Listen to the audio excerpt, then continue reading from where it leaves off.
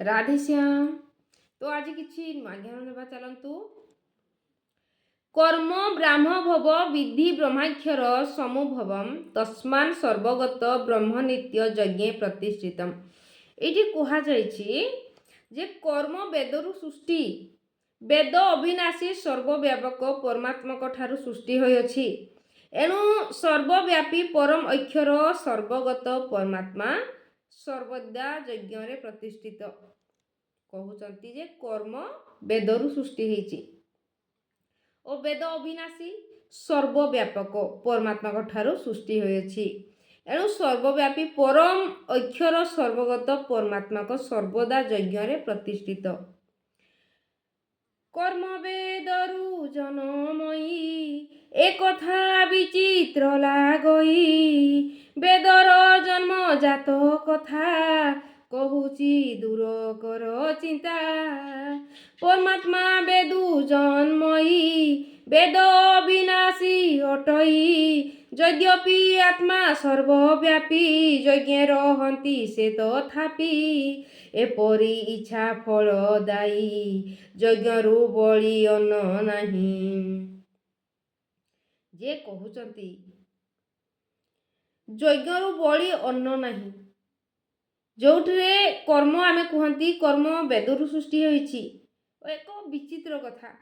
ओ परमात्मा वेदरु ही जन्म होइचंती, वेद अविनाशी अटई तथापि आत्मा सर्वव्यापी, आत्मा होछि सर्वव्यापी यज्ञ रहंती तथापि इच्छा फलदायी।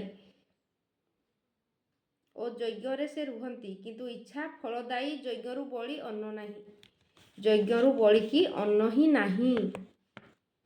एवं प्रवर्तित चक्र नानुवर्तीय हिताय अघायु हृद्रिया राम माघो पार्थस जीवती।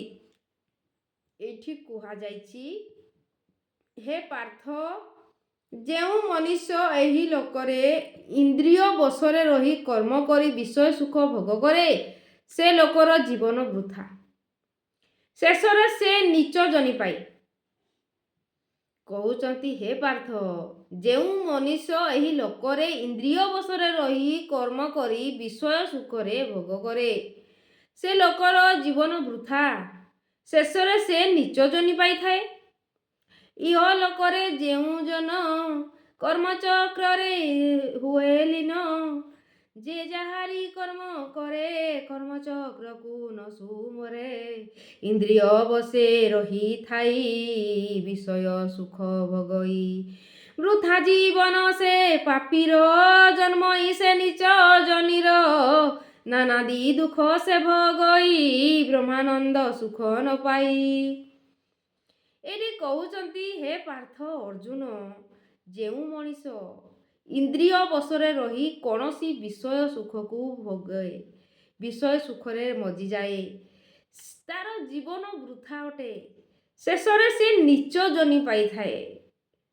ओ कौनसी विषय को सुख भोग करी ता जीवन रे से पापी बनिबारे लागे, काई कि ना से मन इंद्रिय द्वारा से परमात्मा को भाभी पारे नहीं, परमात्मा को देखी पारे नहीं, सेथिपाई से नीच जनी रे जन्म पाई थाए और नानादि दुख भोगई ता जीवन ने नाना नाना प्रकार दुख ही आसी थाए, जहा कि केबे भी से ब्रह्मानंद सुख को पाई न थाए।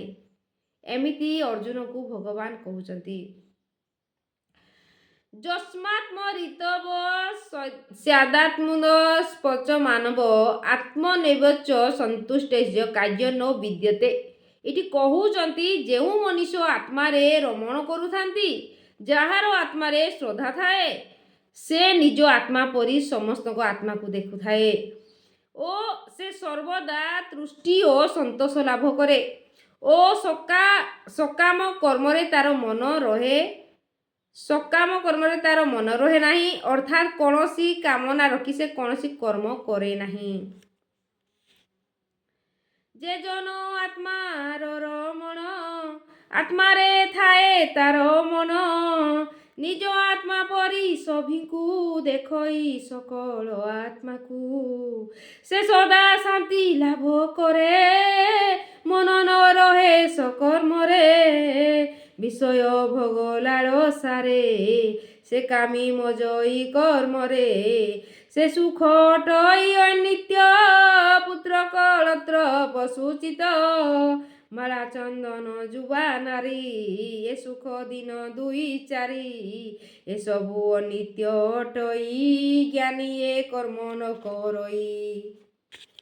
ଏଠି କହୁଛନ୍ତି ଭଗବାନ ଯେ ଯେଉଁ ଆତ୍ମା କେବଳ ବିଷୟ ସୁଖରେ ପଡ଼ିଯାଏ ସେ କେବେ ବି ପରମାତ୍ମାକୁ ଭଲରେ ଦେଖିପାରେ ନାହିଁ। କେବଳ ସେ ଯଦି କୌଣସି ସ୍ତ୍ରୀ କୌଣସି ନାରୀ ବିଷୟ ଭୋଗରେ ପଡ଼ିଯାଏ ତ ତା ଜୀବନରେ କୌଣସି ସୁଖ ସେ ପାଏ ନାହିଁ। ସେଇ ସବୁ ସୁଖ ପାଇଁ ସିଏ ନିଜର ପରମାତ୍ମାକୁ ଭୁଲିଯାଏ, ଯେଉଁଟାକି ତା ପାଇଁ ଦୁଃଖଦାୟୀ ହେଇଯାଏ। ଆଉ ଯେଉଁ ମଣିଷ ନିଜର ଆତ୍ମାକୁ ଯେମିତି ଦେଖେ ସମସ୍ତଙ୍କୁ ସେମିତି ଦେଖେ ସିଏ ମହାଜ୍ଞାନୀ ଅଟେ ଓ ସିଏ ଆତ୍ମାରେ ଲୀନ ହେଇଯାଏ। ଆତ୍ମା ପରମାତ୍ମା ତାକୁ ସବୁବେଳେ ସୁଖ ଶାନ୍ତିରେ ରଖନ୍ତି, ତାଙ୍କ ଦେହରେ ପରମାତ୍ମା ଲୀନ କରିନିଅନ୍ତି।